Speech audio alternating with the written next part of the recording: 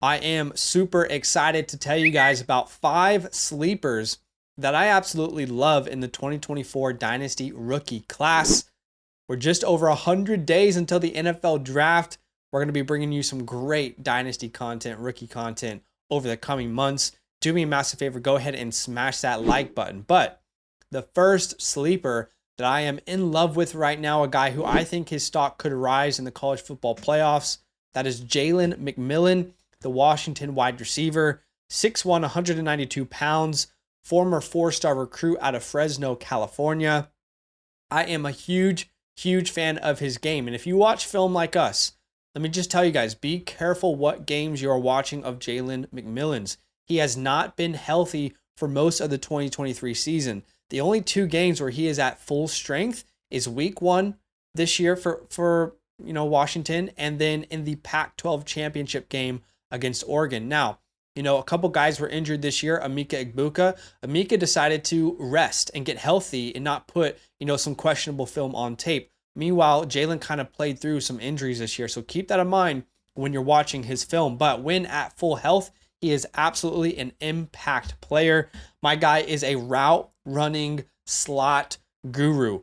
This kid, it is really fun to watch his film. Combine his quick footwork with that deceptive type of movements. He's impossible to guard at multiple levels of a route. It kind of reminds me, I know it sounds drastic, but I love him. It reminds me of trying to guard a Kyrie Irving crossover. It is very difficult to determine what this player's next step is going to be on any given play. He's got a quick, decisive release package. You can see a DB trying to predict his next movement. It's like they're scared. They don't know exactly which way he's going to go. I love his suddenness.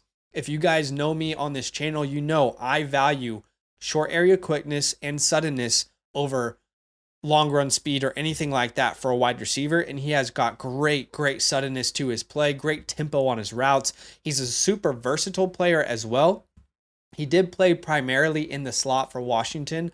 However, think about the talent around him. You're not going to play outside over Rome Odunze, and Jalen Polk is more fitted to play that kind of ZY position anyway, so he played primarily in the slot. It just was the best fit for him in Washington. Now, it's very possible that he is a slot-focused player at the next level.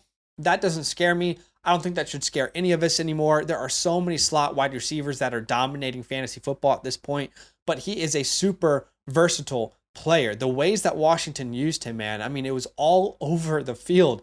The slot, out of the backfield as a running back, on end arounds. They used him in trick plays to let him throw the ball. They used him in the Wildcat, the screen game, and heavily in the red zone. He's a super versatile player. I'm a big fan of his game.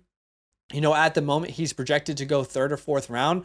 I believe he will be, at worst, a 2nd round pick in the NFL draft if teams fall in love with him the way that I did. And when I look at some pro comps, because I know people love those pro comparisons, obviously there's no perfect pro comparison, but I have 3 levels of pro comps for this player. My floor, which is Tyler Boyd. I think at worst you're getting a Tyler Boyd type of player. That's exciting if he was stepping into an NFL team today. I think my middle ground, what he's most likely to become, is a Christian Kirk-esque fantasy option. A guy who can stretch the field, is a reliable option over the middle of the field as well. I think Christian Kirk is a great comp.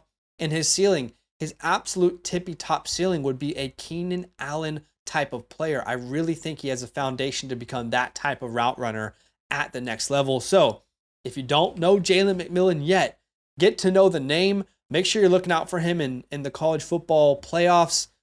And let's hope that he gets to, continually bump his stock up as he gets from the next round to the next round in the college football playoffs. All right, the second sleeper, if you will. Now, I think we could all agree, or anyone who is a film guy here could all agree, that this is not the strongest running back class. It might be the weakest running back class since I started scouting. And that is saying something. It is not, do not expect that much from this class. Now, we could find a couple gems, and that's what I'm here to hopefully tell you guys about. My second player is a running back sleeper. That is the kid out of Tennessee, Jaylen Wright. He is 5'11", 210 pounds from North Carolina. He is a junior, and he has played, an important role for this team all the way since 2021. Now, he wasn't the lead back as a freshman, but he's played an important role for the Tennessee Volunteers all the way since he was a freshman. 85 carries as a freshman, 146 as a sophomore, and he's leading this team in carries today as a junior. He has over 1,000 yards in the SEC, and he's averaging 7.4 yards per carry. 7.4 yards per carry in the SEC. That is absolutely ridiculous. He's unquestionably top 5 in yards per carry in that conference, and he's just a really exciting player to watch. There is a ton of juice. The speed is obviously there. He could be a home run hitting threat at the next level. I'm not so sure that he's going to ever be, this guy who's dominating a backfield at the next level. I don't think he's ever the number one guy in a depth chart, but I'm almost thinking differently this year at the running back spot because A, there's very few guys that I think can lead a backfield, and B, it's a copycat league. You got guys like Tajay Spears making an impact. You got guys like Devon Achane, who is a talent in his own world, right? Making a huge impact for fantasy. And I just think that NFL teams are going to try and find their version of those players. The NFL is becoming more and more of a committee backfield anyway, and Jaylen Wright could be a great lightning to someone's thunder in a backfield in the NFL today. The speed, the burst, the home run playability on any given play. You can use him as a pass catcher out of the backfield. I mean, he has got a lot of juice. So I'm a big fan of his game. I think he could test really well. If he tests right, that could do absolute wonders for his draft stock in a class where there's really no one. There's a couple guys that we like, right? But there's no one that's like standing out as a deep sleeper. I like Jaylen Wright at this moment. Okay, at number 3, another running back. You guys have heard about this name if you've been on the channel here for a couple months. But I love it. Badaki loves it, my co-host. We call him Sweet Baby Ray Davis. Y'all know Sweet Baby Ray's best barbecue sauce out there. You can at me in the comments if you want to fight me. But we love Sweet Baby Ray Davis. Out of Kentucky, he is 5'10", 216 pounds. Now, he is a 5th-year senior. Ray has a really, really interesting story. I mean, we're talking about a guy who transferred from Temple to Vanderbilt to Kentucky. I mean, you hear about guys transferring one time, typically. This guy has transferred, now 2 times on 3 different collegiate programs, and then eventually, ending up in the SEC. His 5th year college football. We're talking about a guy who has earned everything he's ever had in his life. If you want to root for a guy who has, from the ground up, just built his own life to exactly what he wants it to be, then you want to root for a guy like Ray Davis. I'm talking about a guy who had no parents growing up. He had no parents. He was in and out of foster care. He was homeless for a time growing up as well. He made it happen for himself to get into Temple. He made it so he could transfer to Vanderbilt, transfer to Kentucky. I mean, everything that's happened for him, he did himself. Now, he has the 5th best PFF run grade at 91.5. That might change by the time this video is out. We'll leave the graphics to show for sure. But 42 missed tackles, 41% breakaway percentage. So he's got some explosive ability to his game as well. He is a very strong player. His play strength stands out on film. Some guys are strong, they're big, but they play soft.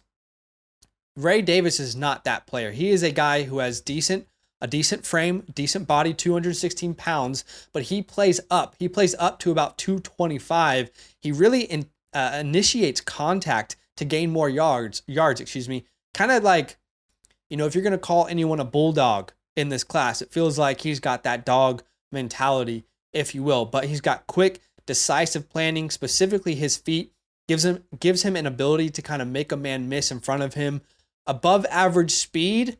I'm not going to sit here and claim it's elite because that would just be a misuse of the word, but he can hit the right home run if an angle kind of presents itself. And you'll often hear people say, have they got sweet feet?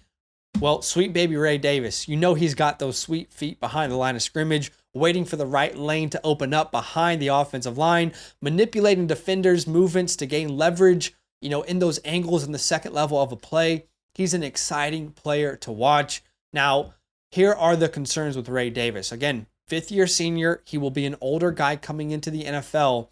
And what will NFL GMs and scouts really think about adding a player like this? It concerns me what sort of draft capital we're going to get attached to a guy like Ray Davis. And I don't think his athletic advantage, which he currently has in college, I don't think that's going to translate that well to the next level. But, when I project him into the next level, thinking of a pro comp, I just can't stop thinking about Jaylen Warren. I really think Jaylen Warren is the perfect comp. Not a guy who was drafted, right? But fought for everything he ever got. This guy will be the first one in the building, the last one out. The entire team will rally around him. He will earn everyone's respect, and he's a talented enough player to earn a role. Again, I'm not sure that he's ever going to be a top 20 dynasty running back, but we're talking about a player who, given opportunity, absolutely would put the work in to see the results. So I'm a big fan of his game. All right, at number 4, let's talk about another wide receiver. And if you watched a specific game in college football this year, you would know this name, and you would have fallen in love with him too. There was all this hype around Colorado. There was all this hype around, rightfully so, right? Coach Prime goes to Colorado. But Colorado versus Colorado State, one player's entire career probably changed from that game, and it was not on Colorado. It was Colorado State's wide receiver, Tory Horton. Again, playing in the Mountain West. He is 6'2", 190 pounds, a former 3-star recruit, and he is also from Fresno, California. But again, if you haven't watched him, I would encourage you, go watch Colorado versus Colorado State this year, because he put himself on the map. Double-digit targets, double-digit receptions, over 100 yards, and he made what I believe to be the catch of the year in college football. I don't know if you guys remember, but this ridiculous sideline catch where it's like the guy is inches from the ground and somehow keeps his feet in bounds, toe drag swag, if you will, keeps his feet in bounds, and the hand strength is on full display there to bring the ball in. It is absolutely, I wish I could show it to you right now on the channel, but unfortunately, the old YouTube would probably give us a strike. But I'm a huge fan of his game. Impressive ball skills. He had a 71.3 catch percentage, which, by the way, is much more impressive when you consider the amount of volume he saw.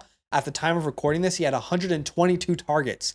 122 targets in college football, that is ridiculous. And to catch 71.3% of those when you're the number one option every week, super impressive from Tory Horton.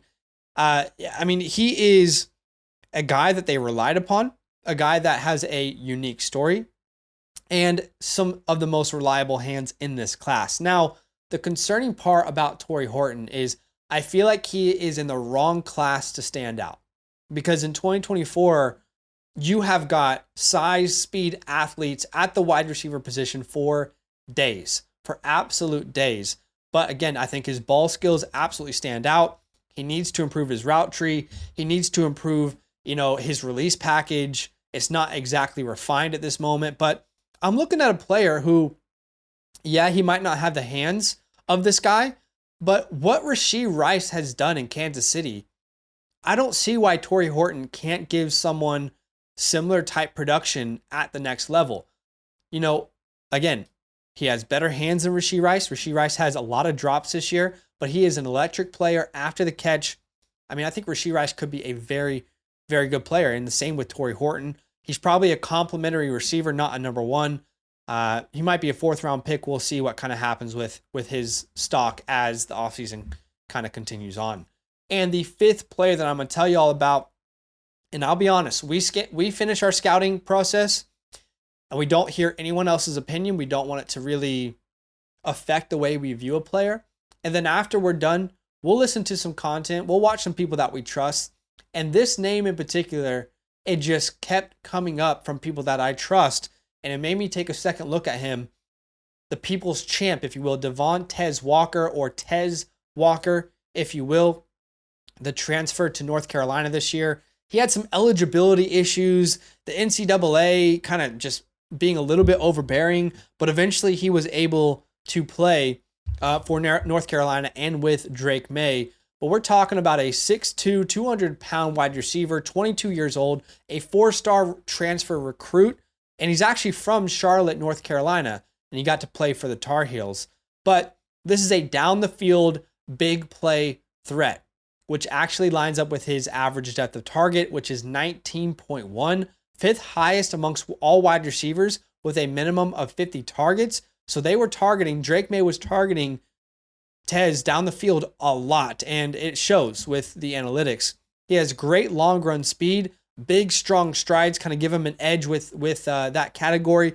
And, I can't find a perfect comp for him, but specifically when you look at size, speed athletes, and the way that he strides on film, it reminds me a lot of Christian Watson. Christian Watson was a riser, remember? There was not a lot of hype around this time when it was his draft cycle, but eventually he rose in rankings, and people really ended up loving his athleticism. I see a little bit of that in Tez Walker. He's also a silky, smooth, fluid movement type of player. Every player has a certain trait in their movement. Walker, he just kind of seems to glide across the field. That might sound like an exaggeration, but put on some film, it feels like he is gliding. It's hard to kind of describe, but you got a combination of a size speed athlete with fluidity and a guy who can just move really well. That's exciting at the next level. Now, a couple concerns. I think he is a project route runner. I will admit that there is the least amount of all 22 film on Tez Walker than most of the guys in this class. Think about it. He didn't play as many games as everyone else because of his eligibility issue. So we're still trying to find out exactly what kind of route runner he is. But as far as press, he has the attributes to beat press, but looks really timid when pressed up by a big physical defensive back. That's something that can be coached out of him. And another concern for me is he's not a very big yak threat.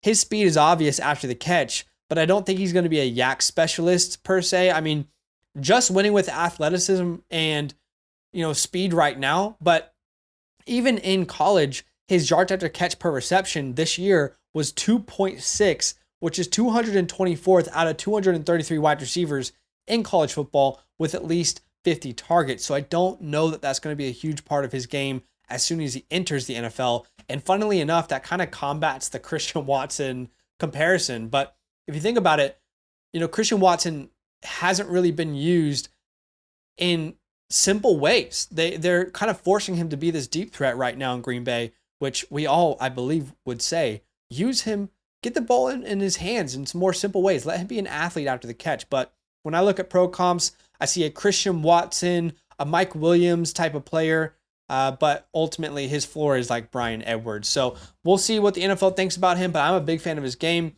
Those are 5 sleepers that I absolutely love. Guys, if you want access to our rookie scouting and ranking package, that's going to release on Christmas. Now, I don't know when this video is being recorded because we're taking a break on the 24th. We take a 2-week break, but that package will be out, I believe, at this time. And you can see a little example here. I'll just show you Marvin Harrison Jr.'s profile. We'll have these kind of profiles for most of the class: quarterback, running back, wide receiver, tight end. We'll have our rankings.